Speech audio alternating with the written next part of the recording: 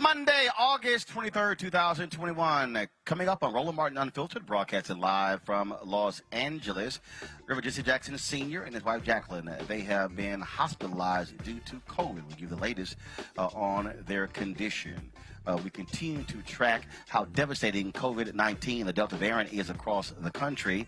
Why are so many officials, frankly, being stuck on stupid and fighting mask mandates? In fact, the Louisiana Attorney General is under fire because he was giving advice on how parents could skirt these various mask mandates. That show you how crazy these people are. Also, the AFL-CIO, they have elected the first woman president in their 60-year history. Also, President Joe Biden is considering extending U.S. troop deployments in Afghanistan to facilitate the evacuation of Americans out of that country. Also, we say goodbye to civil rights legend and the inspiration for the Montgomery Bus Boycotts, Lucille Times.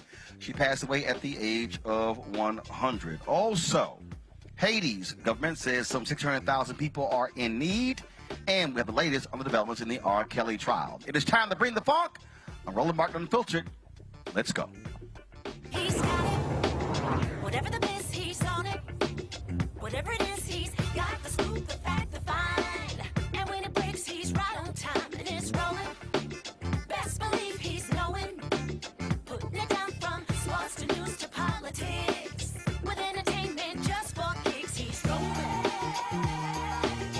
It's on go, roll, roll, y'all. It's Roland Martin, yeah. Rolling with Roland now. He's funk, he's fresh, he's real, the best, you know he's Roland Martin now.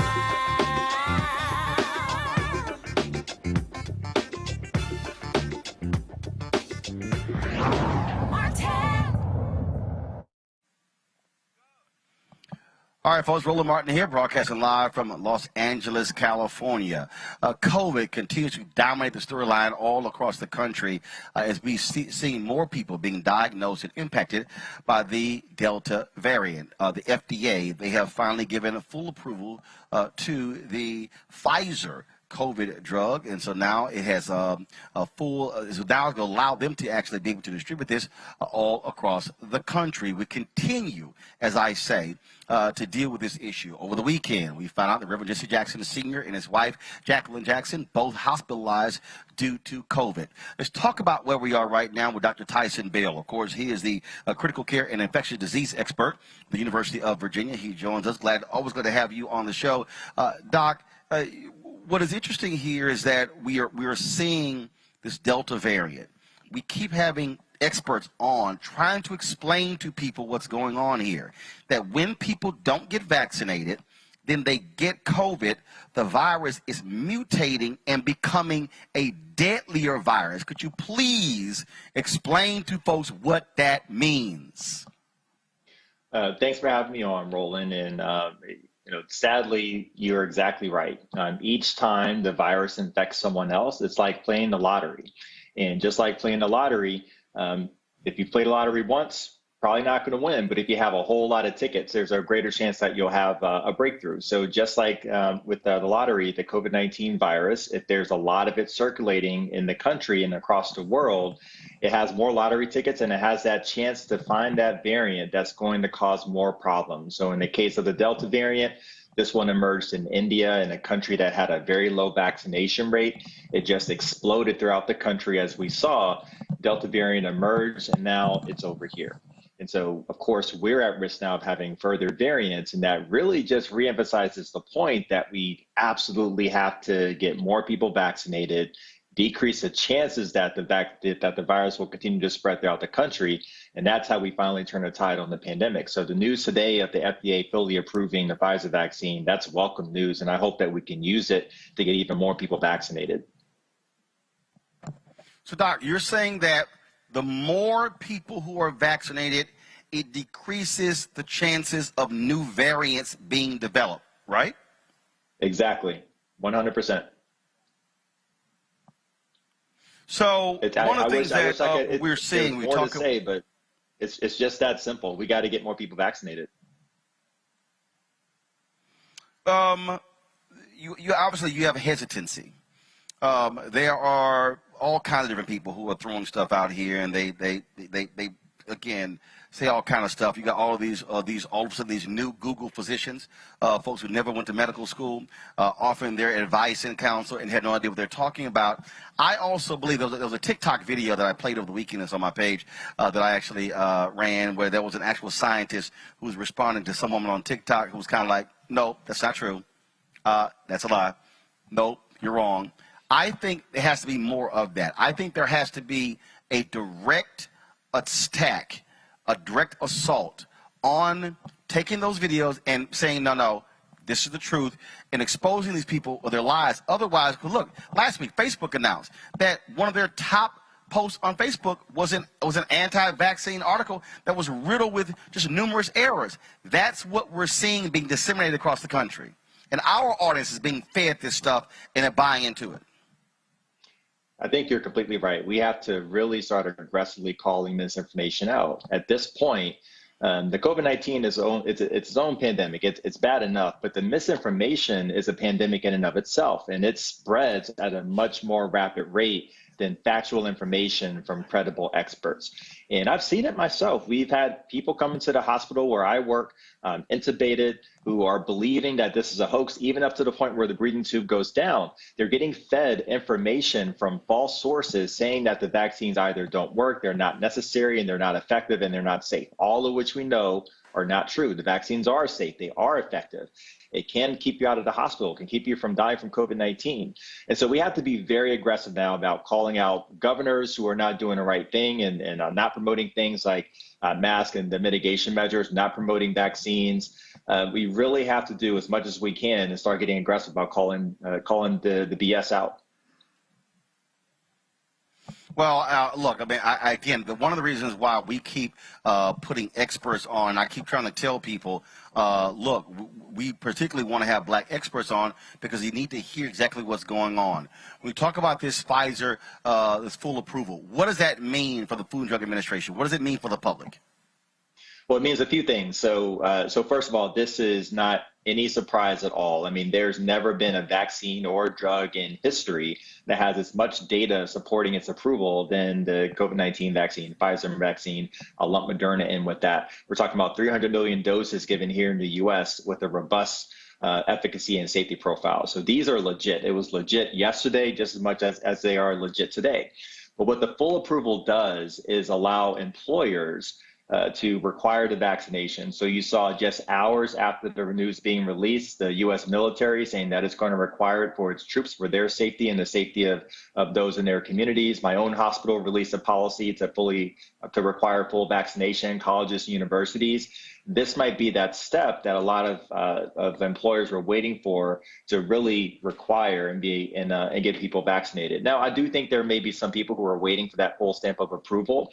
I don't think that's going to be a large population to move the needle, but when we see employers start to require this, I think that's hopefully when we'll see an uptick in people getting vaccinated.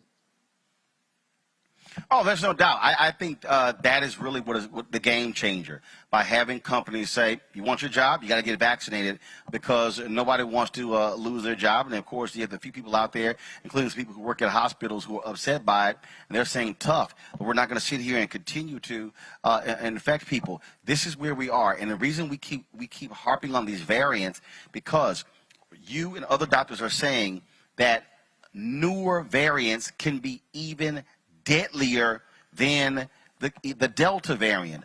That says a lot. That's really what worries me. We have 3/4 of the worldwide population is not vaccinated at this point. We've got the entire continent of Africa with just 2% fully vaccinated, which is just an embarrassing statistic. And so when we have these areas that have densely populated cities, that have poor healthcare infrastructure in some cases, they are just a setup to putting us back to square one with another variant that may emerge in these areas. And so we don't want to get back to square one. So we have to take care of our people at home, of course, and expand vaccination.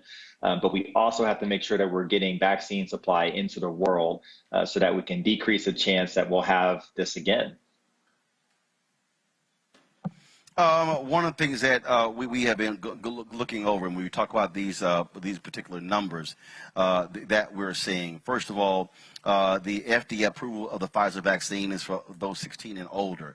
What do you know what the status is? Then that's Pfizer. What about Moderna? What about you also have the Johnson & Johnson? Right, so I expect Moderna they've already filed for full FDA approval. I expect that to happen in the next few months or so.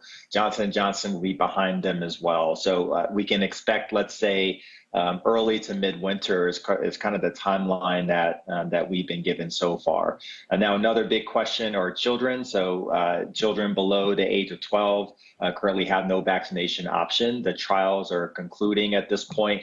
And the officials at the FDA have indicated that we can expect to see some results around mid-fall to late fall. So hopefully we can start vaccinating that first group. Will most likely be kids 5 to 11. And then hopefully we can get emergency use authorization in that group. Now, one thing I want to mention, another possibility with full approval for the FDA is that you can have off-label use of drugs and vaccines. Doctors do it all the time. And so I've gotten a lot of questions from parents who've asked me, I've got a young child who's not eligible for vaccination. If these vaccines are fully approved, could my pediatrician use it as an off-label use for my child? And what I would say to that is, now the doses are different for the Pfizer vaccine in children. It's about 1/3 of the regular dose for adults because you don't need that much for children. And so at this point, I wouldn't recommend having children given off-label use of the FDA Pfizer vaccine. And I just say that because I've gotten this question from a few people so far, but we want to make sure that the right dose is given to children and that we can make sure that they're protected. And in the meantime, the way you protect children, make sure the adults around them are vaccinated, make sure you're doing public health mitigation measures, wearing a mask, especially indoors. This is how we really protect children in the midst of a surge.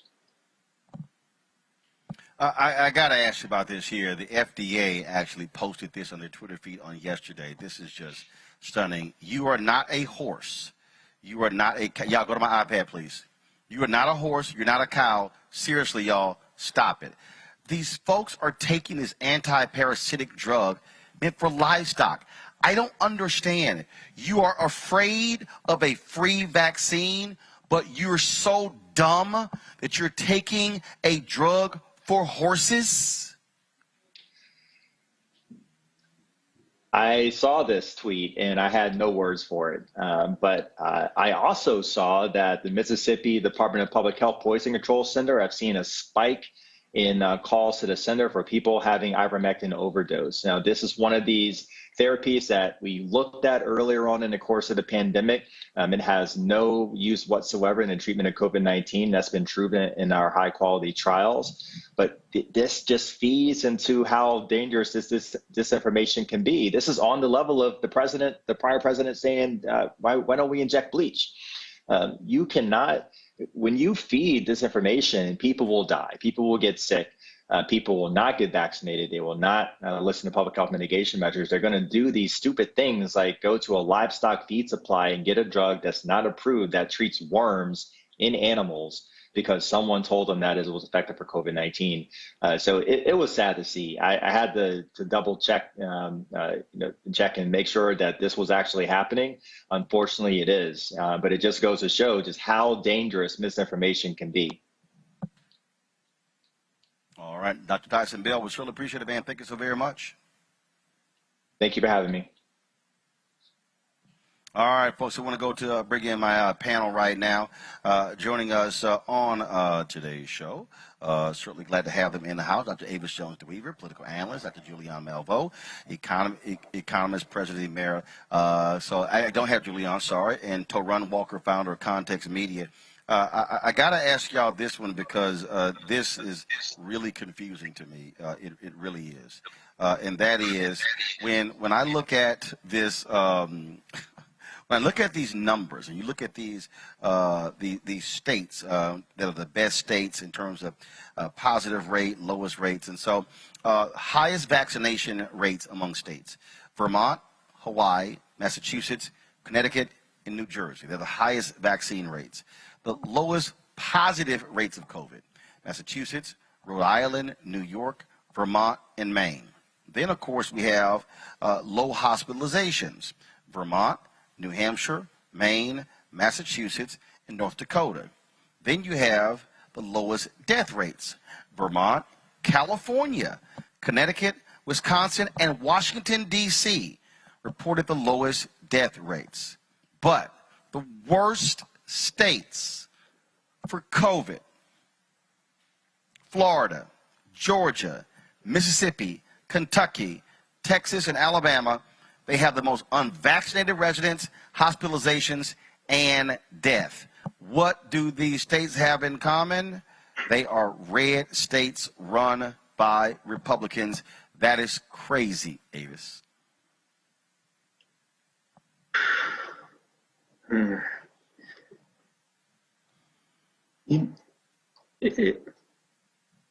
Avis, I can't Sorry hear. about that. Can you hear me now? There you go. There you go. Perfect. Yes. It is ridiculous. And I have to say I'm a bit shocked that no one has yet sued any of the governors of the state in some way for having these ridiculous rules in place in which they are literally penalizing people for taking the actions that are necessary to protect themselves. And who are they hurting? They're hurting their own constituency. That's what's so crazy about it. You know, when this thing first started, it seemed to be largely concentrated in highly populated, very dense urban areas, right, were the first places pretty much that were hit. And so you had the Republicans who felt like most of their constituency was in more rural areas or more spread out areas that were sort of pushing this mythology around COVID, which would the anti-masking and everything that has now sort of morphed also into the anti-vaxxing. Now that we've gotten to a situation where their constituency in particular has fully bought into this and are now literally dying disproportionately results, now they're trying to pull it back, even where Trump himself tried to, say that he was vaccinated, got booed on stage for saying it. The bottom line is this: they have injected this poison not only in the country at large, but specifically and disproportionately within their own supporters. And now that they're trying to put the genie back in the bottle, at least some of them are, they're finding it very difficult, if not impossible, to do so. To run? You know, it's really fascinating to me because I don't think I've ever seen a situation in American history where politicians that represent a constituency are actively trying to kill their constituents and trying to destroy the lives of the people they say they represent. I think there's a couple of things that are going on with this, though. I think some of this is classic regional stubbornness, where you have people who are so against being dictated to in their minds by the federal government that they're willing to injure themselves and physically kill the people in their states because they don't want to feel like the government's telling them what to do. That's one part of it. The other part of it is, like the doctor said, there is an extreme campaign of misinformation that's happening in the South. There is a lack of education when it comes to healthcare just in general, even before COVID happened. And there's a lack of outreach to rural areas and people in the Deep South about how to protect themselves and how to take care of themselves. So it's just, I think it's a confluence of people who don't want to be told what to do in their minds because they feel like anything that's going to dictate to them, even if it's for their own good, is going to be against their freedoms, quote unquote. You have a combination of elected officials who feel like they want to stick it to the federal government. And then you have this long history of misinformation and neglect of Southern health issues. So there's a lot of things going on, and it's all dangerous. Well, look at this idiot Attorney General in Louisiana who's actually telling parents how to bypass mask mandates. Jeff Landry posted sample letters to his office's Facebook page, using philosophical or religious explanations as reasons for a parent to get their child a mask exception in a Louisiana school. It came one day after Louisiana Governor John Bel Edwards reinstated the mask mandate for people over 5. Now, currently, cases in the state are surging. There's 649,000 cases in Louisiana. More than 11,000 have died from the virus. But to post that on his personal page. And here's the deal. The Catholic Church has made it perfectly clear they're not going to be offering religious exemptions for people trying to use their Catholicism as a reason not to get the vaccine. It is unbelievable, unbelievable. And what's really sad is that these poor children really have no say in the matter. They are relying on their parents to protect them and to look out for their best interest. And unfortunately, a large proportion of them likely have very idiotic parents. The challenge is that those children aren't segregated from the other children. And masks are most effective when you have universal adaptation of that. You know, if you are sending your child to a school masked, but they're in a classroom with a large proportion of their classmates who are unmasked, you're not really putting your child in a safe environment.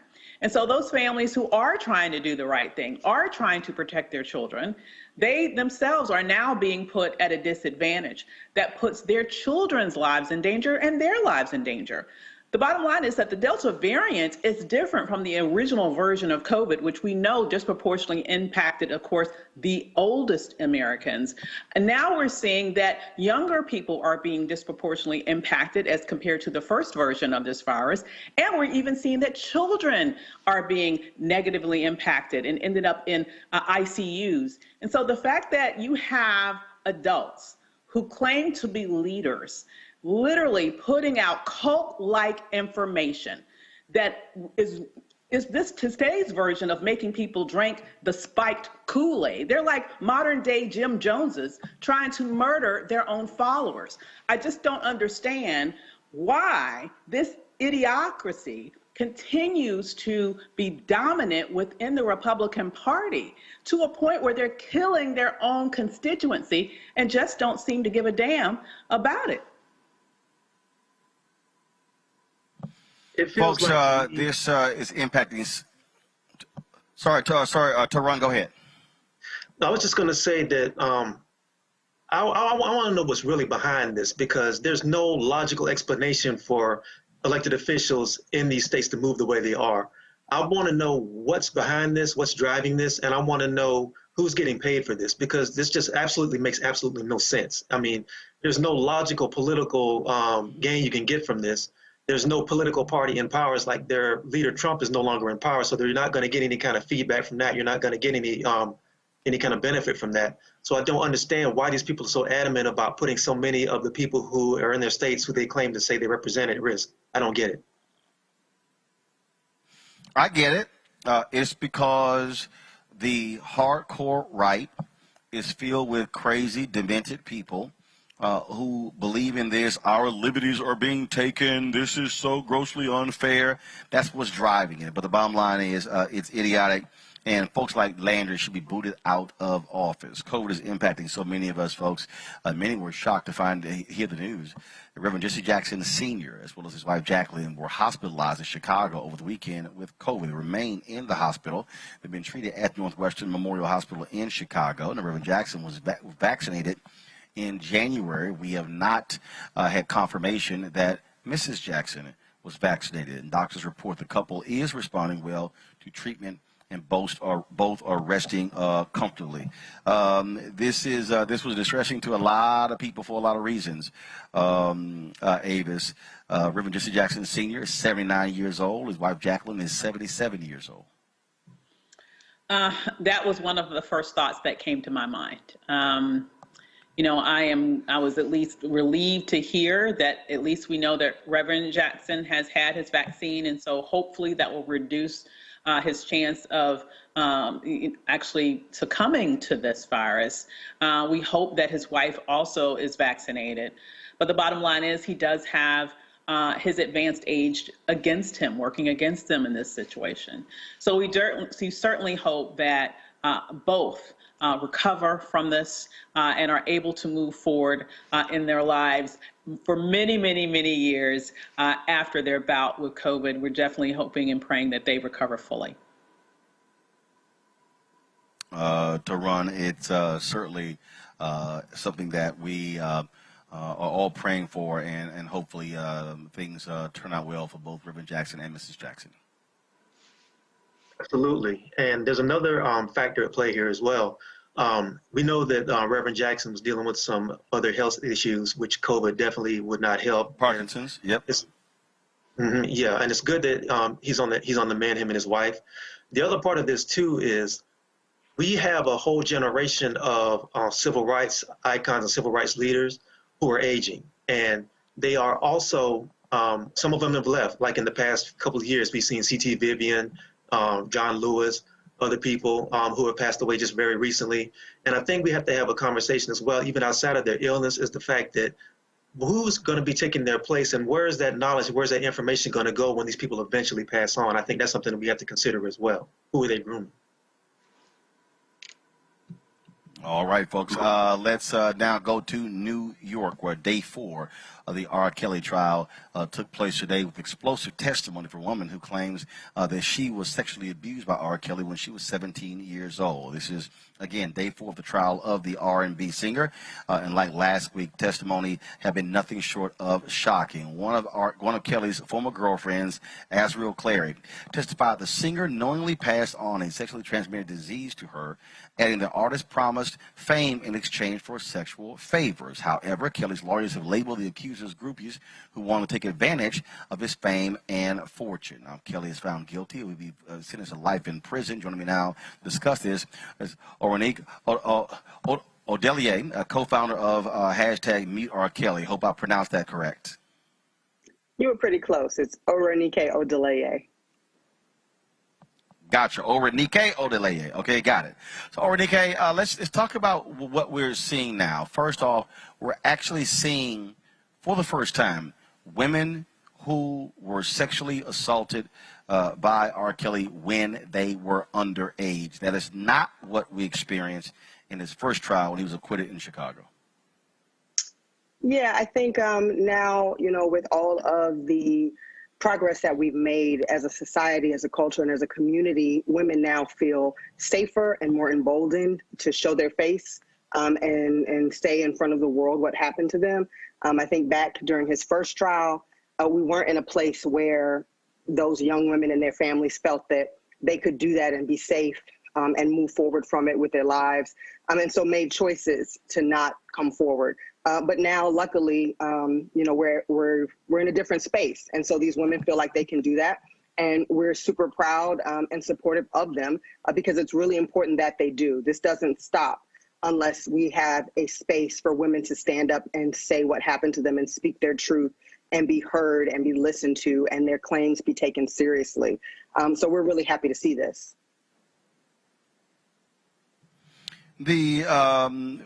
This is just one trial. He also is facing prosecutors in 2 other states as well. It is clear that federal prosecutors are clearly looking at R. Kelly and want to make sure that he does not have another free day in this society. Yeah, I mean, this evidence has been out here in the public for decades at this point. I mean, we all had it. You know, DeAndre on the block had this evidence. You know, we all have seen, heard, know someone who has experienced R. Kelly's perversity and his crimes against these young women. So none of this is really new. I think at this point, you know, they really are gathering up all of the chords of history that's out there to really throw the book at him. But it's so long overdue. We knew what was happening literally 30 years ago. It's taken that long for us to get to the point where prosecutors are going to take these women seriously. The community is taking these women seriously, and people feel like that, you know, enough is enough. I don't know why it's taken us this long, because we really didn't need all of the carts and carts and carts of evidence that they brought in on the first day of trial. We knew from the videotape forever ago what this man was doing to young women. So, you know, I mean, I can't see how he can maneuver out of this, but stranger things have happened, so we're keeping a close eye on it. The thing here that I think is really important as well is that the crumbling of the infrastructure around R. Kelly. Some would say because the money ran out.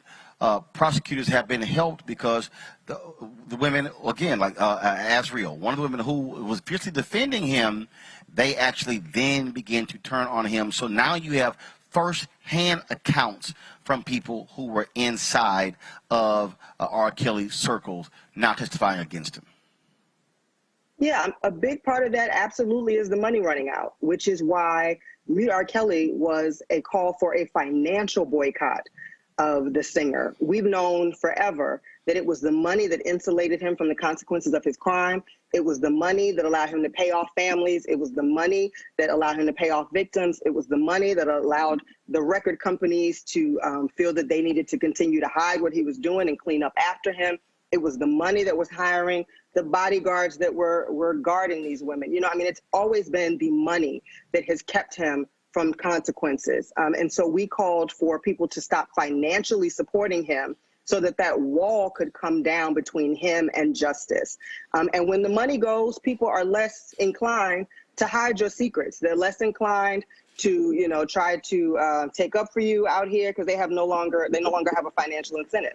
So you're seeing, you know, managers and road managers and people who work with him now will come forward because he's no longer the cash cow. And so now they've got to think about saving their own butts, and they're going to, you know, spill the beans in court to do that. I want to pull in Total Run and Avis as well. I mean, this is to the point that Oronike makes there. Avis, it was absolutely vital to go after the money. The reality is there were stations that continued to play his music. There were individuals that continue to book him. I remember when he was on the Tom Joyner Morning Show cruise, and it was very. I mean, I remember being at that cruise, going, "R. Kelly's performing? Really? Who approved that?" And there were a lot of people who made excuses because the reality is R. Kelly was still a hit maker. That's exactly right. I mean, you know, this is no secret. Absolutely correct to say that his abusive behavior has been known literally for decades. And there has been several like investigative reports. You know, you would have to have your head in the sand not to know what was going on with R. Kelly and what had been going on with R. Kelly since the days of Aaliyah. Okay, and so what it has shown to me, though, when I think about it over the years, because I was one of the people, even in those times, like you, asking in a variety of situations, we still giving this man legitimacy? What does that say about how much we value, or shall I say devalue, Black girls? You know, if he was targeting white girls in the way that he was a serial abuser to Black girls, would have had all of these decades of freedom? And why is it that the Black community for so many years seemed to give him a pass? Because they kind of like the music that he was coming out with. It is both the money, but it's also, for some reason, a community response that still seem to, on the one hand, still reward him by still going to his concerts, by still buying his music, by still sort of shaking their butts to his latest hit, and at the same time making excuses, as well as victim blaming the young women that he himself were targeting, going to schools, getting girls leaving school. You know, come on now. We've known this for decades. So I would just have to say, it is about time that the chickens came home to roost. Yes, I agree that the money needed to be cut off in order for people to come out of the woodworks who had been protecting him in the past because they knew that they were getting some money on the back end. But it's unfortunate that the money had to be come off for people to finally live up to some sense of morality. Roland, it was the pressure led by a number of Black women that created the critical mass to get to the point we're at with this trial in Brooklyn. Well, you know, there's a saying that people's morality only goes as far as their pocketbook, and I think it's a wonderful thing that what you're seeing with the situation with R. Kelly's finally coming to pass, and you're starting to see some things come to fruition. But something I want to point out is that even though what R. Kelly's accused of and these crimes are disgusting, he's just one example of something that's very prevalent in entertainment. The entertainment business can be a very ugly place. It can be a very, very predatorial place. It can be very dangerous for women, especially Black women, and for men to a degree. But because so many people who are so guilty of a lot of these crimes are insulated, like the other two ladies said, by power structures and by record labels and by a whole infrastructure that basically shields them from any responsibility for the things they do, that it's very rare for a situation like this to get to this point. I think what happened with Harvey Weinstein kind of like opened a lot of doors, and it kind of knocked down some walls about like what you can do and how far power can go in the entertainment business if you are, like, say, a celebrity and you have people who are willing to cover for you. But we live in an age now where a lot of the things that we heard about in the 60s and 70s with like rock bands and like with punk rock bands and even country stars and this sort of thing, you didn't have the fast moving infrastructure and the fast moving social media that got these stories out into the public like you do now. So what you're seeing is immediate results, even though in this case it took decades to happen. A lot of these stories no longer are hidden behind the scenes until somebody writes a book 20 years later. So what you're seeing is a little bit more of a faster response to these things than you would in the past. But make no mistake, R. Kelly is just one example of a very prevalent thing that happens in entertainment. And there's people in the industry who are doing the exact same things, most likely. They're just not known just yet. Absolutely. Oronike, final comment, please. I would absolutely agree. The entertainment industry is rife with these type of problems. And I think that we always have to remember, at the end of the day, we have more power than the structures that we are supporting. Like, these structures only exist because we put our money into them. You know, and record companies can't exist without our streams, without our sales, without us going to concerts. And so I think that even if they don't have a financial incentive to do the right thing and to impose some level of morality on their artists, we have a responsibility to do that. We have a responsibility to call them out. We have a responsibility to say we're not going to support these artists and we're not going to support your label if you are funding abusers, rapists, murderers, all the kinds of things that the record companies are willing to overlook for profit.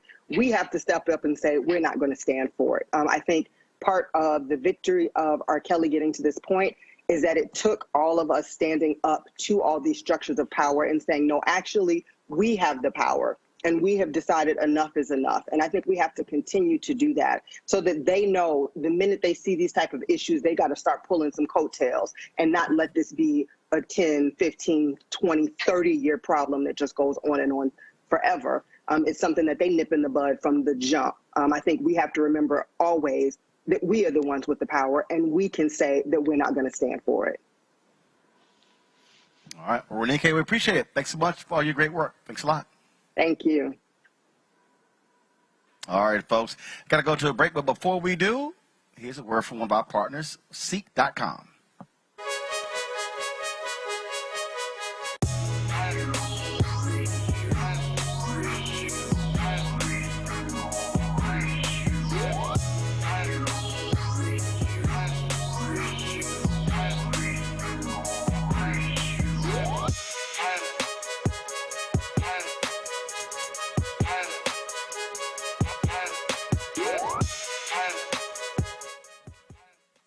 Seek.com was founded by Mary Spio, a sister. It is a virtual reality company where they have content on their site. Again, Seek.com. They also have their products. They have the 360-degree headphones. These headsets are amazing. Tremendous bass. You can use these headsets for gaming as well. Plus, they have their virtual reality headsets where you place your cell phone into the device to allow you to see that VR content, but also 360-degree video. If you want to get that headphone, get those headphones or the VR headset, all you got to do is use this promo code RMVIP21, RMVIP21. Go to Seek.com to get their products. When you support them, you support us because a portion of the proceeds come back to us at Roland Martin Unfiltered. All right, folks, got to go to the break. When we come back, more from Los Angeles, including we'll tell you about what's happening in Afghanistan. A sister, Lucille Times, 100 years old, civil rights veteran, passes away. We'll tell you exactly what she did and what she's all about. Plus, big changes at the AFL-CIO after the unexpected death of their leader, Richard Trumka. We'll tell you who their new president is. You're watching Roland Martin Unfiltered. Back in a moment. When you study the music, you get Black history by default. And so no other craft could carry as many words as rap music. I try to intertwine that and make that create whatever I'm supposed to send out to the universe. A rapper, for the longest period of time has gone through phases. I love the word. I hate what it's become, and to this generation, the way they visualize it. Its narrative kind of like has gotten away and spun away from, I guess, the ascension of Black people.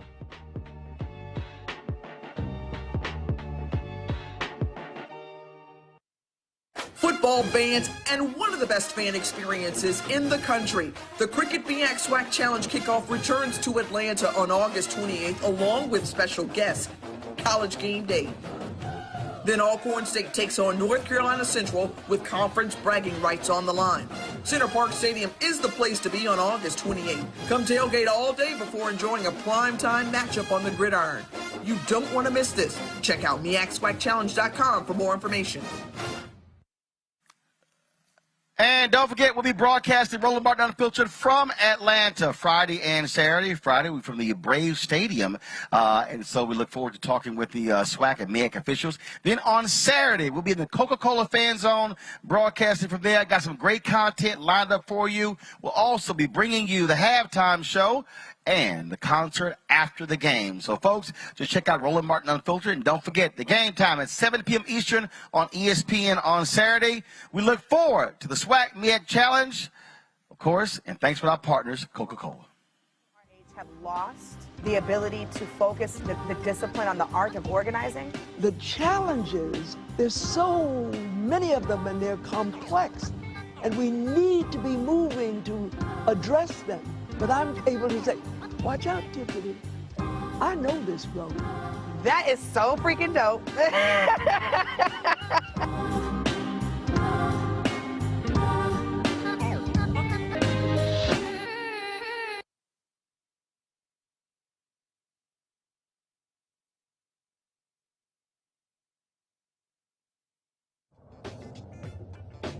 I'm Chrisette Michelle. Hi, I'm Chaley Rose, and you're watching Roland Martin Unfiltered.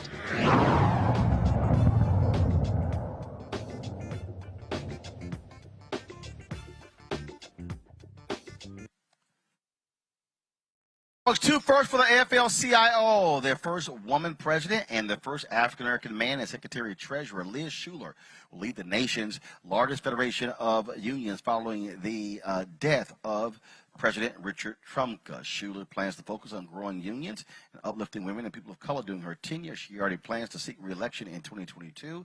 The AFL-CIO's Executive Council also elected Fred Redmond, a United Steelworkers Union official, as Secretary-Treasurer, making him the first African-American to hold the organization's number 2 office. To have an African-American number 2 in the AFL-CIO, to have, of course, Lee Saunders leading AFSCME, that's pretty significant, Avis.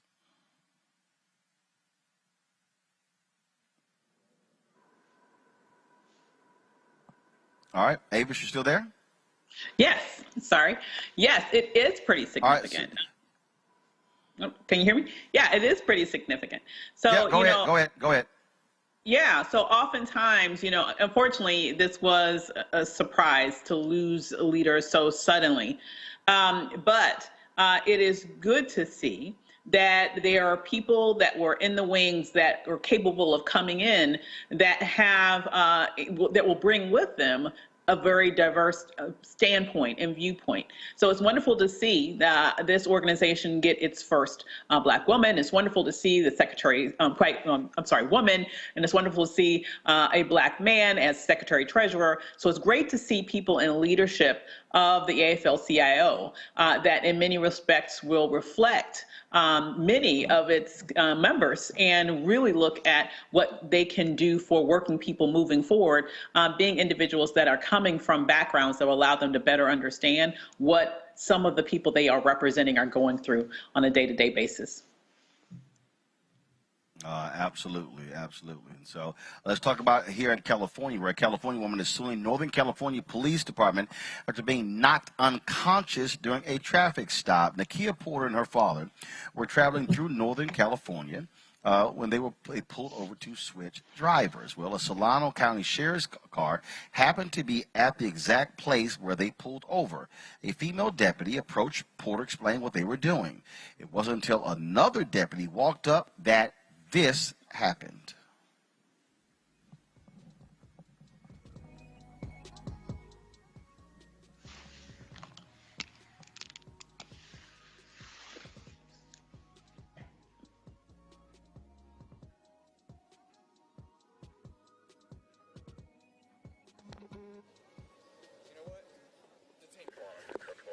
Put your hands on the back of your head. About to switch drivers. Read me my rights. Change 6 stars to 30. Back. Put your hands behind your back. Put your hands behind your back. I am not arrested. Arrest.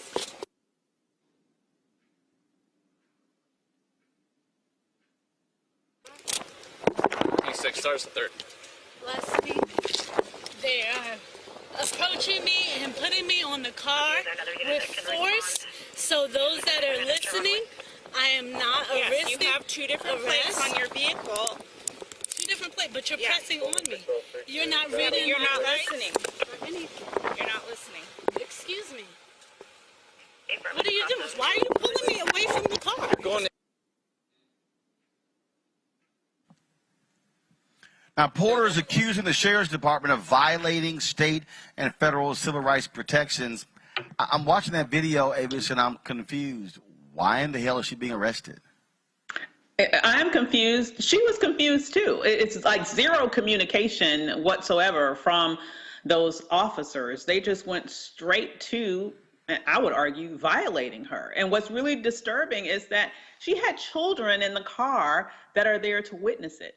You know, I really think that it's important that you know, people see videos like this to show this woman was not, she was not violent. She was not acting aggressively. She was not acting in any way, I would say, you know, irrationally. She was calm the entire time, probably a whole lot more calm than I would have been under those circumstances. She never even raised her voice. And so the way in which she was manhandled by those officers without giving any explanation as to why they even put their hands on her in the first place is ridiculous. They need to be held to account. You know, it makes no sense to me. I'm not an attorney, but I don't understand how a police officer can come and manhandle you in that way, put cuffs on you, take you away from those children. God only knows what happens to the children once she's arrested.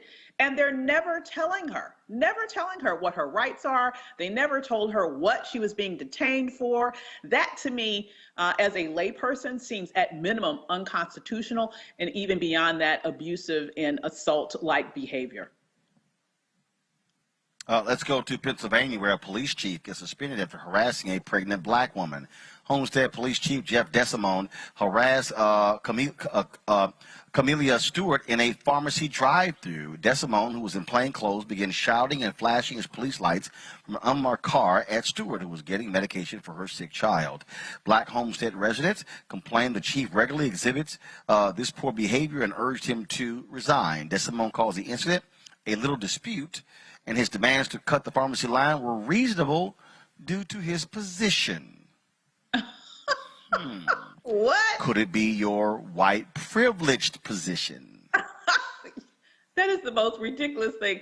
Okay, so I'm here, I'm the police chief, and I'm just supposed to be able to cut in front of people in line and in the process harass people who are there legitimately getting medication that they need and following the rules and tradition by actually waiting their turn to get it. You know, I see that he's suspended for 3 days for harassment, but once again, I don't understand, you know, that's really to me not enough. His position requires that he's supposed to be someone who protects and serves the public. If you're not doing that, and instead you're going completely to the other end by harassing a pregnant woman of all people, and that's what we know of now, as you mentioned, I'm sure this is not the only thing that he's done this out of bounds. You know, it really shows to me how important it is that we take advantage of our opportunity to shape who holds these offices. And oftentimes these police chiefs, it's either an appointed position or an elected position, which once again goes back to the importance of flexing our political power so that we make sure that those people who are in leadership in these types of positions at the state and local level are individuals who are not abusive once they get a little bit of power in their hands and go power tripping in the same way it seems like this police officer did at this moment. Absolutely. All right, let's talk about Haiti, where the death toll there rises as gang leaders offers to help relief efforts. Last week, Haiti was battered by, of course, severe storms. Now gangs are complicating relief efforts after stealing much-needed resources from rescue workers and causing havoc across the island. Today, one of Haiti's biggest gang leaders says a truce is in place and hopefully the recovery process can continue. More than 60,000 buildings were left destroyed or seriously damaged from the August 14th 7.2 magnitude earthquake. Haiti's Civil Protection Agency says more than 2,200 people are dead. 344 people are still missing. More than 12,000 folks injured, and nearly 53,000 houses were destroyed by the earthquake. In Afghanistan, the process to evacuate American citizens from Afghanistan continues. American officials don't have the exact count of how many people are left there, but they estimate between 10 and 15,000. The Pentagon reports 42,000 people have been relocated since July. President Biden is confident the United States can completely withdraw by August 31st. Evacuation efforts have been criticized for the chaotic and deadly scenes at airports. Evacuees are being flown across Europe and the Middle East to haven locations. You have folks in in this country, like white supremacist Tucker Carlson, who yell, kick, and scream, "Don't let these people in America." And it's like, Tucker, it's not just your country. And now you talk about replacement theory. They're really mad because their numbers are shrinking. Yeah, yeah. I mean, this is something that we've been talking about literally for years on this show, right? About how the demographics of this nation is shifting, how it will, you know, the clock is ticking in terms of how much longer this will, in fact, be a majority white nation. And what you've been seeing all across this nation politically and just in terms of the rise in hate groups and everything else that we've seen over the past several years is all connected to that. It is this understanding that representation is waning with regards to the white population. And it's this desire to do whatever they can to either slow that process down on the one hand, and on the second hand, change the rules of the game so that majority no longer controls in the same way that we do in a normal democracy, right? Like if you know that you're no longer going to be in the majority, but you still want to hold on to power, what do? You undermine democracy. So we see both of those things happening at the same time by the ilk of a Tucker Carlson, of a Donald Trump, of all of their like crazy wacko followers who are very organized and I would argue very evil in a lot of these efforts, all the way down to everything that's happening at the state level to undermine our voting rights. It is all connected. And so when I look at what you have people like Tucker saying right now about Afghanistan and refugees, it is definitely right in place with that same songbook that they were seeing under the Trump administration, because the last thing they want to do is to do anything that would result in more people of color coming to this nation, which would even more greatly accelerate the day in which this is no longer a majority white nation. Folks, gotta go to a break. We come back, Fit, Live, Win. Lifting weights in order to lose weight. Does that make sense? My guess says so. That's next on Roland Martin Unfiltered, broadcasting live from Los Angeles. Back in a moment. Floyd's death hopefully put another nail in the coffin of racism. You talk about awakening America. It led to a historic summer of protest. I hope our younger generation don't ever forget that nonviolence is soul force. Priceless.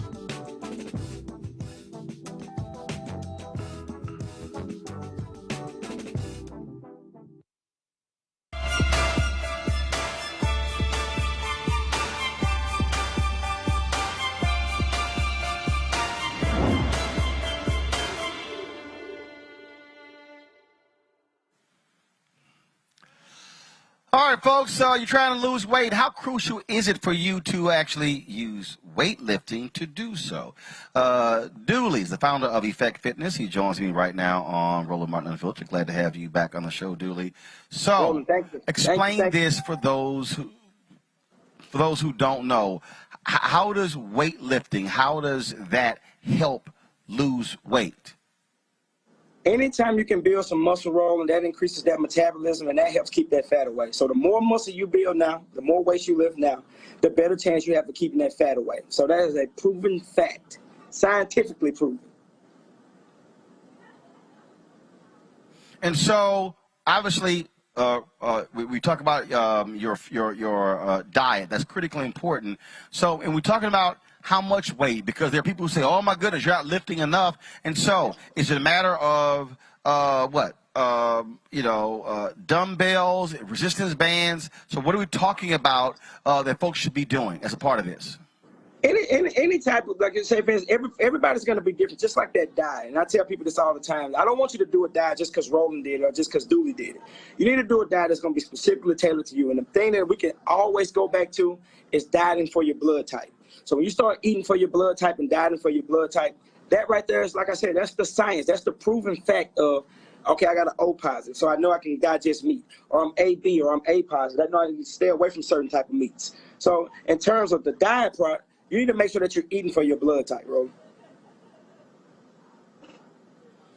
Okay, so you have that. All right. So somebody who's watching, they're saying, look, man, I can't afford a gym membership. COVID is going on. I can't afford a whole bunch of weights in my house. So what should they be using if they don't have a lot of resources or they don't have enough space for traditional weights? And that's the same thing. Go back to that body weight exercise. So anybody, like I said, you can fight. You got a couch, you got a bed, you can, from the push-ups to the sit-ups to the calisthenics. Anytime that you can just get that body moving with those push-ups, those sit-ups, and some burpees, like I said, you don't need gyms. That weight lifting equipment stuff, that's obsolete almost, man. So if you can just get that body moving, use your body weight and some resistance training, you'll be just fine.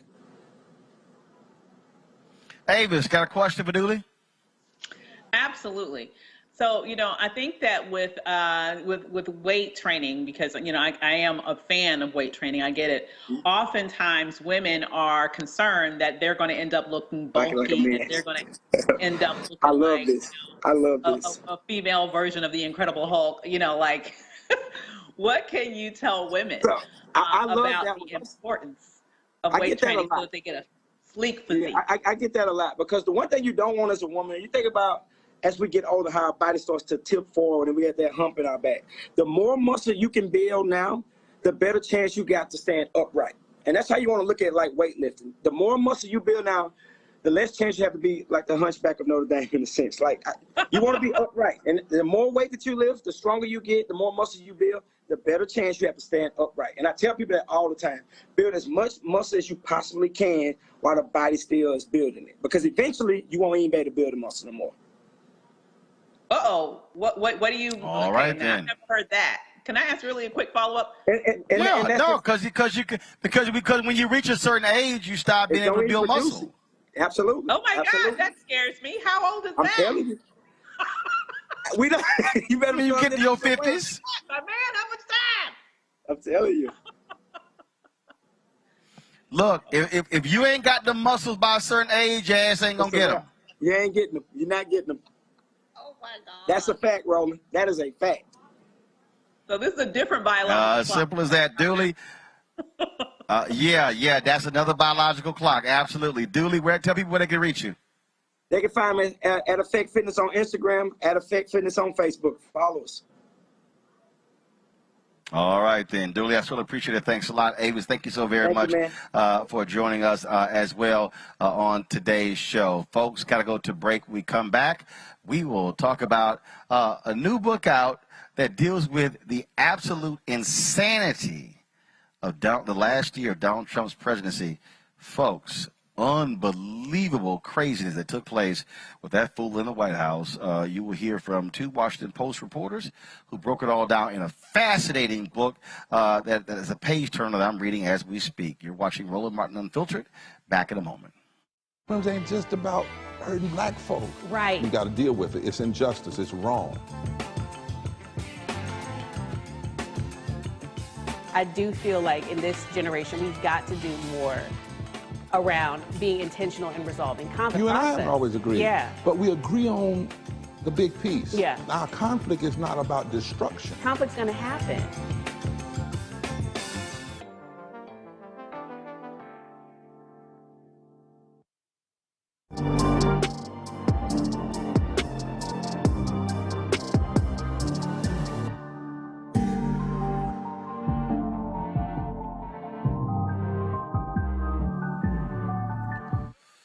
Yeah, we all know how wild and crazy the last year of Donald Trump's presidency was, but folks, it was even nuttier than you think. Philip Rucker and Carol Leone have break it all down in their book, I Alone Can Fix It, Donald J. Trump's catastrophic final year. I had an opportunity to sit with both of them to talk about the craziness that took place in the roller coaster this country went on in 2020.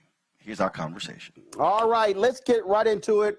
Carol and Philip, I got to tell you, reading I Alone Can Fix It, I'm sitting there as somebody who lived through it, who was there in Cleveland when he gave that speech, when he gave that line, and I'm reading this book and I'm going, I knew it was nuts, but this is really crazy. What this nation went through over the last 4 years with Donald Trump sitting in the Oval Office. You said a mouthful there, Roland. I'm not sure your question, but that's exactly how Phil and I felt reporting this book. You know, we were covering it in real time too. We were thinking we were doing a pretty decent job of writing about this for the Washington Post and for the public in 2020. But it turned out when we did the deeper excavation, it was so much more crazy, dangerous, and sort of spine chilling. Bone chilling to walk through it again with some of the people that had been pretty silent about how frightened they were about Donald Trump's impulses, his idea of governing, and his quest to maintain his grip on power. You know, human lives really be damned. You know, Philip, it was just, again, even just reading the first 100 pages, it was just one after another. And when I think back to just the first month of the presidency, I remember everybody was going, is this what it's going to be like for the next 4 years? And the answer was yes. Yeah, I think that's right. You know, we all experienced as Americans following the news and covering the news, the chaos, right? The daily and hourly news cycles of one crisis after another, after another, after another. And what Carol and I tried to do with this book, just as we did with our first book, A Very Stable Genius, is kind of hit pause and go back and take readers behind the scenes and let people really see what was going on in real time and in real life. It's so much more dangerous and chaotic and harrowing than we could see in public at the time. But when you sit down with those officials and really recount for the benefit of history what was going on, what the president was saying, what ideas he was proposing, what almost happened that didn't happen because some servant, you know, public servant stood in the way, you start to realize that this country really was on the brink of changing, of our democracy falling. And the thing that really, I think that really jumps out, I mean, y'all detail in, you know, really the beginning of the book, obviously the pandemic, COVID-19. And if he had probably done a decent job, re-election would have been easy. I mean, so even with all the other stuff, all the other reporting, all the other things that went besides the pandemic, his base was so solid, the Republicans were so solid behind him, folks would have been perfectly fine with him getting another 4 years. I think that couldn't be truer. I think that's exactly what was sort of fated to happen, was for him to have a second term. The economy was doing great. He was chugging along. Even if the economy took a hit from the pandemic, he was viewed as the defender for such a large portion of America, and Republicans were in lockstep with him. But exactly what you said, Roland, is what the Attorney General, who we all thought was completely beholden and loyal to Donald Trump. It's exactly what Bill Barr said to the president in a very sort of prescient warning in the spring of 2020. He said this chaos surrounding COVID, people are scared. They actually know some people who are sick, and they're watching these news conferences where you give these ideas of bleach injection, or you fight with your aides about whether or not masks should happen. This chaotic way you're dealing with COVID is going to cost you the election. He said he had a foreshadowing, as he told Trump, that he was going to lose just the way George H.W. Bush lost in '92 when Barr was his attorney general. And he couldn't have been more right. It did center so much on the fear around COVID and whether or not the president really knew how to handle or had the toolkit for a crisis. Philip, Peter Russell was a deputy press secretary for Vice President George H.W. Bush. And Peter was one of my professors at Texas A&M University. And one of the things that he said to me was, he said, Roland, the interesting thing is that the thing that people most like about you, meaning he was speaking of anybody, is the same thing people don't like. And folks, people who supported Donald Trump, black male voters, others, oh, Trump is going to do what he says and mean what he says, and he doesn't give an inch. And both of you right when Anthony Fauci said that is a failing, let's admit it. Failing was not a word Trump was going to let stand. Here was somebody who was so hell-bent on, I'm not going to give an inch. I'm not going to admit failure. I'm not going to say we screwed up. I'm not going to apologize. Even when this man flirted with death with COVID, it was still, I'm going to play tough, take my mask off, when he was up there clearly laboring, with his breath. And that was the thing that really just jumped out. He could not, in any circumstance, show any level of compassion or concern for what was happening to the rest of Americans. And that's what cost him the election. That's what caused people to say, you know what, this guy's got to go.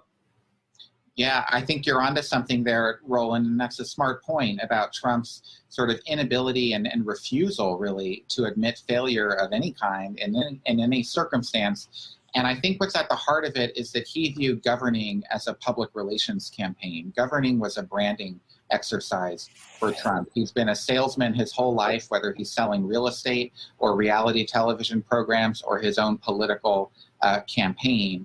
And when he became president, that toolkit, that kind of salesman's toolkit of bragging and bluster and bullying just didn't work when he faced a real crisis in the coronavirus. I mean, lives were at stake, and his inability to manage that crisis, and also his inability to tell the truth to the American people, to level with folks about the severity of the threat, and to show any sort of compassion or empathy for those who were losing their lives. Taken together, it had deadly consequences for the country, and I think you're absolutely right. That's the reason why, in the end, he lost re-election and was denied that second term. Carol, you have covered Washington, D.C. You understand power. You understand politics. You understand what happens when you no longer have power. In your reporting, were the two of you even shocked at how Republican Party leaders, up and down, simply did not have a moral compass, did not have, now these are my words, obviously, a moral compass, principle or values, who said, you know what, doesn't matter.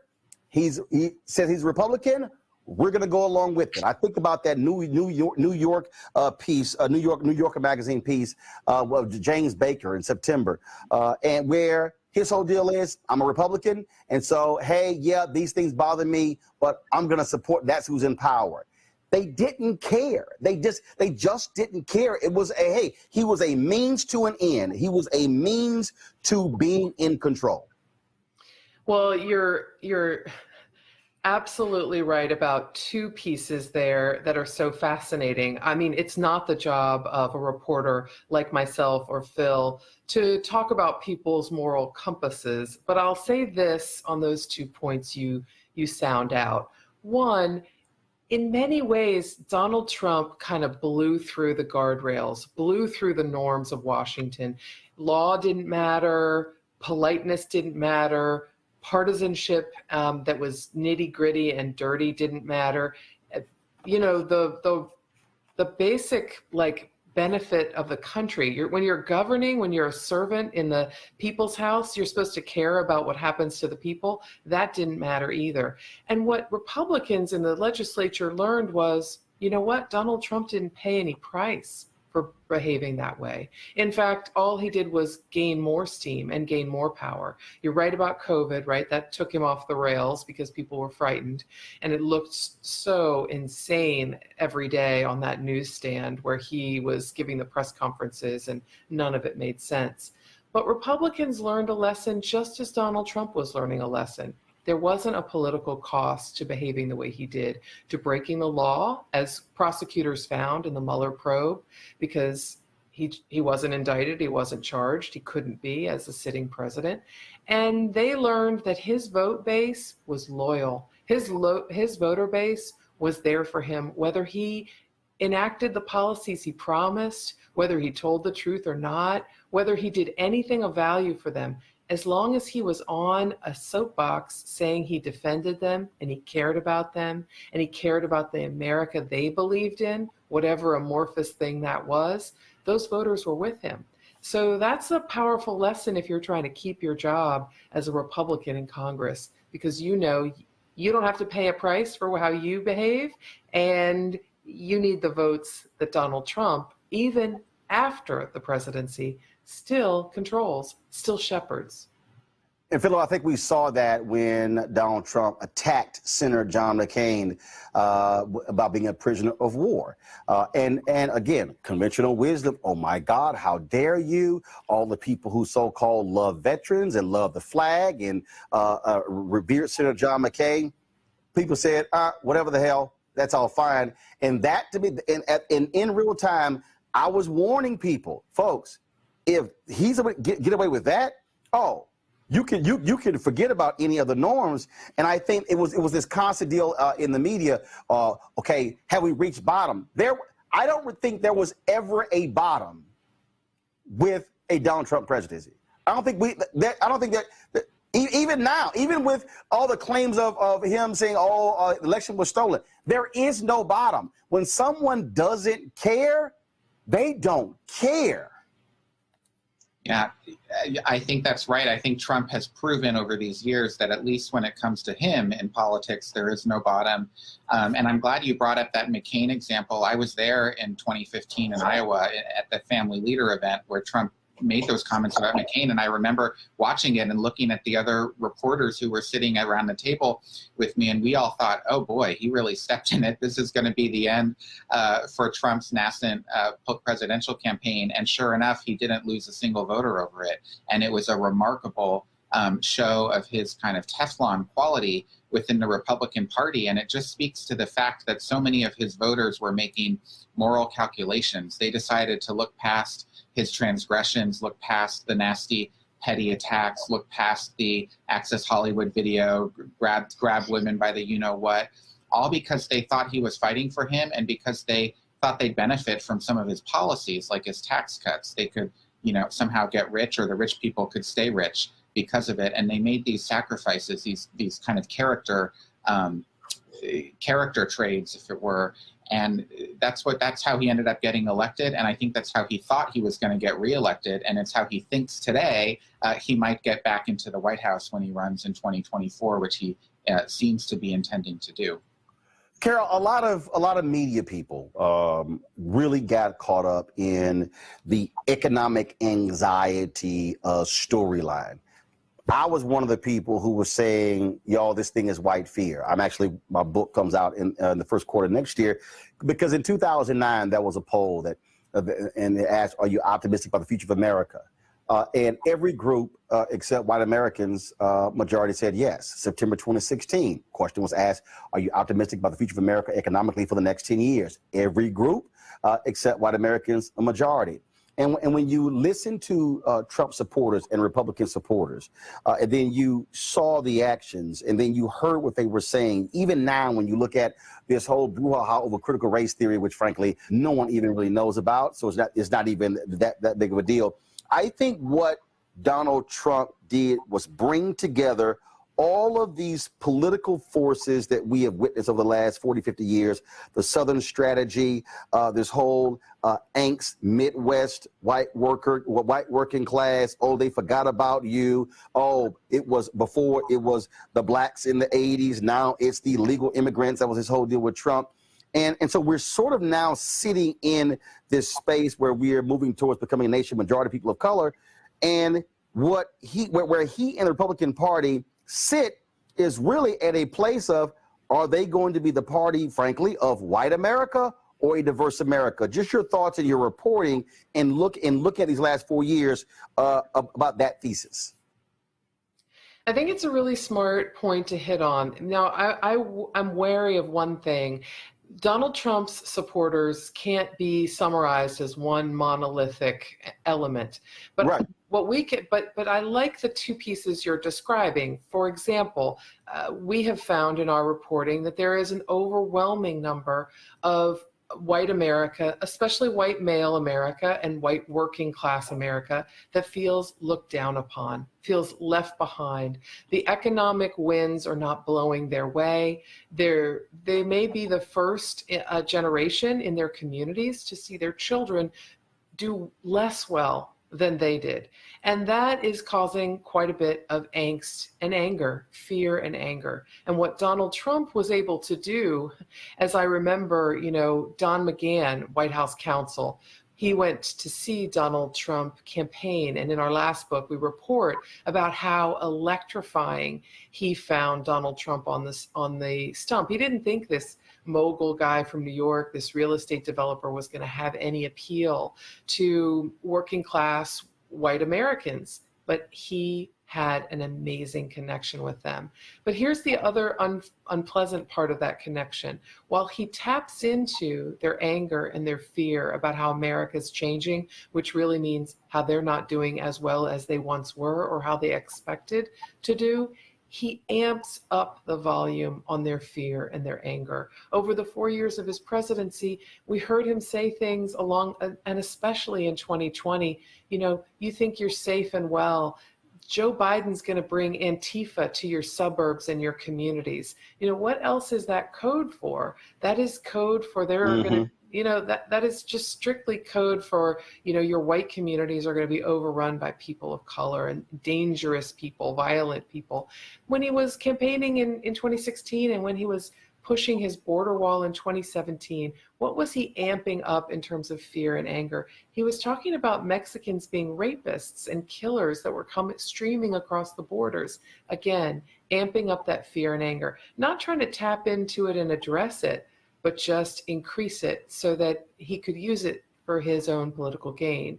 Now there's another, again, in the non-monolithic piece, there are rich people who believe they're going to get richer by Donald Trump's presidency, and that no doubt benefited him throughout the 2016 campaign, and he believed it would carry him a great deal in 2020.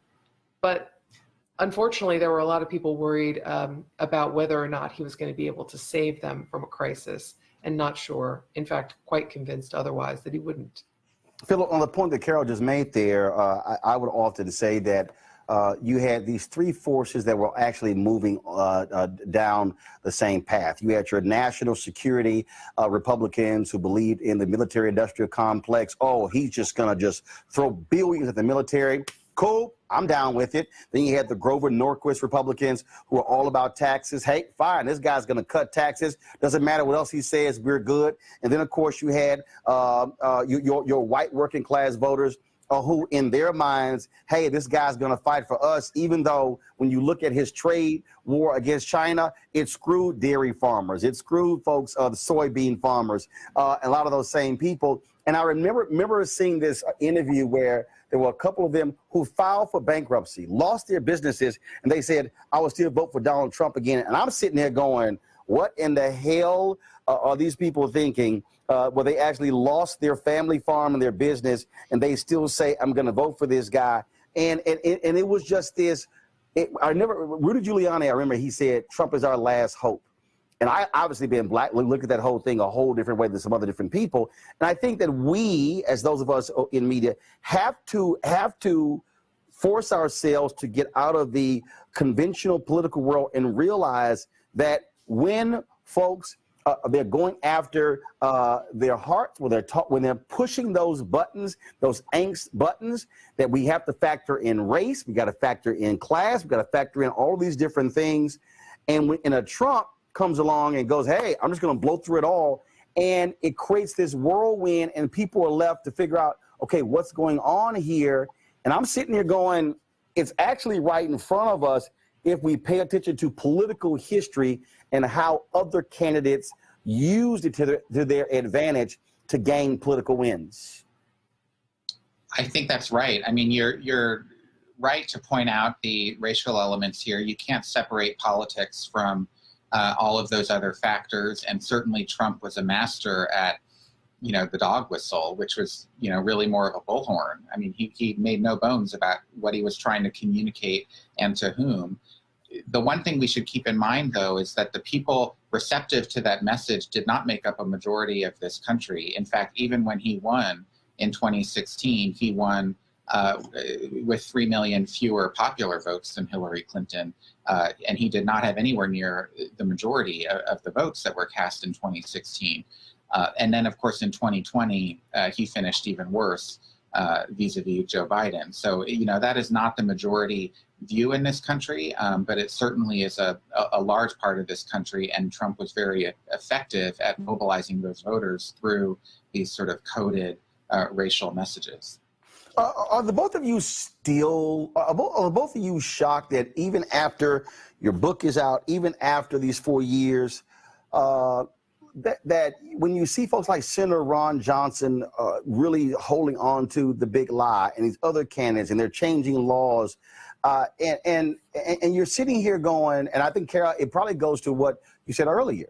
Hey, there's no price to pay. He basically crossed the line. Everybody is cool, so what the hell? Let's join them. But are the both of you surprised at what you're seeing, that he continues to dominate the party even though he lost?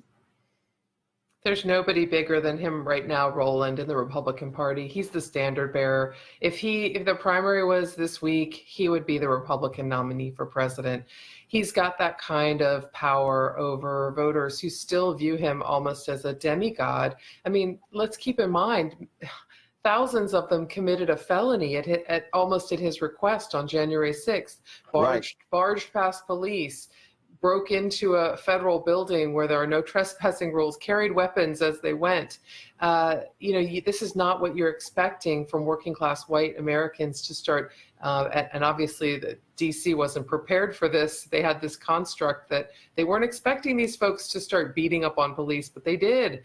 And that's a lot of power. Again, I've read some of the white supremacist chat room conversations people had before January 6th. They were talking about dying for their flag and dying for Donald Trump.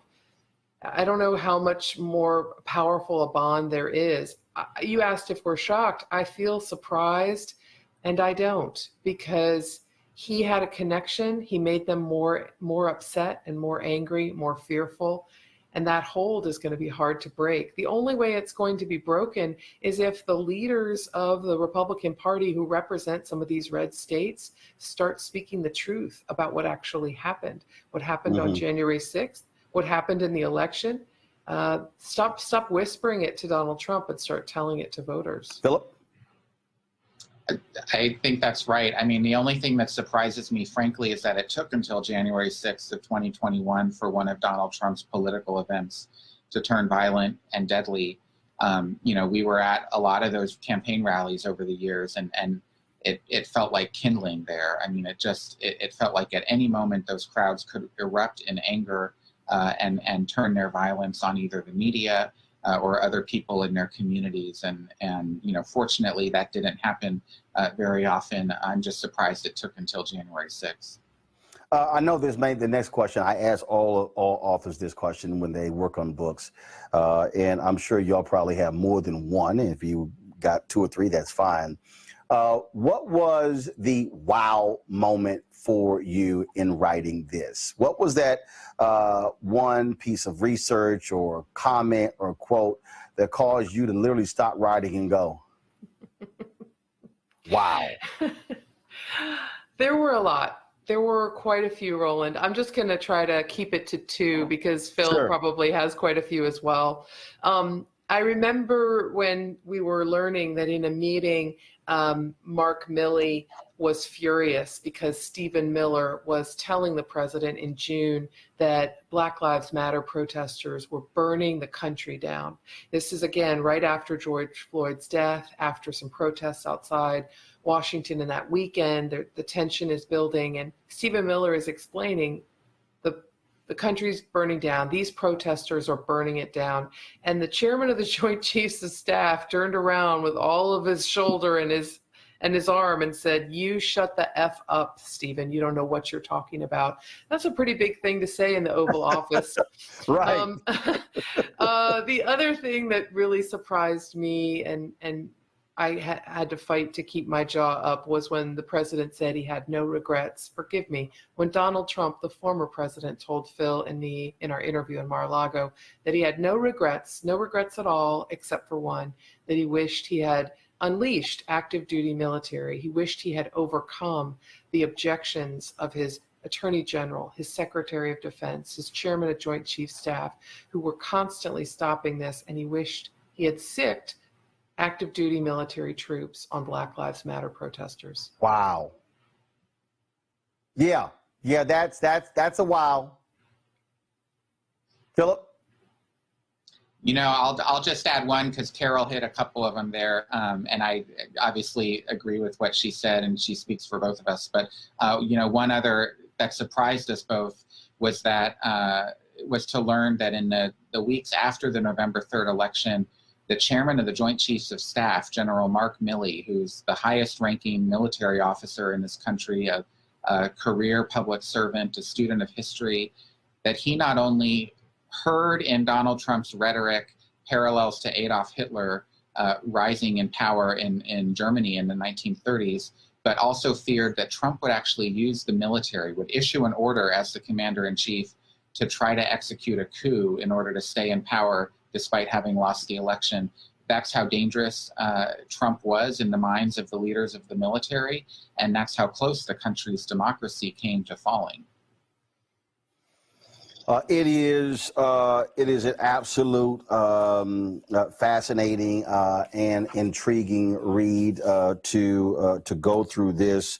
I think I read the first 100 pages probably within a few hours on one night, and I'm just sitting there just shaking my head going, by God, what in the world would have happened if we had to deal with another 4 years of this mayhem?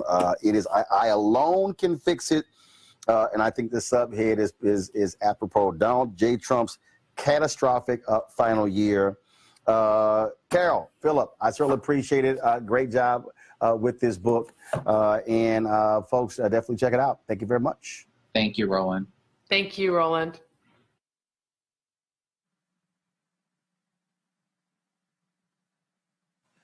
All right, folks, that is it for Roland Martin Unfiltered, live from Los Angeles. We're shooting a lot of one-on-one interviews. We had some great discussions so far.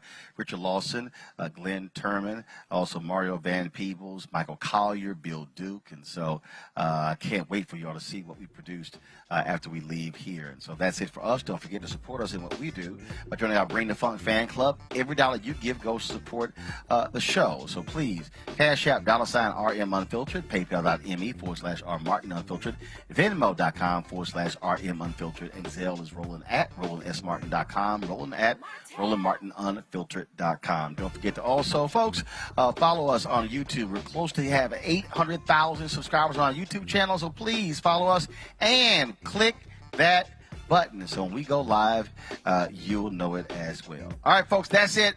I'll see you tomorrow right here on Roland Martin Unfiltered. Holla!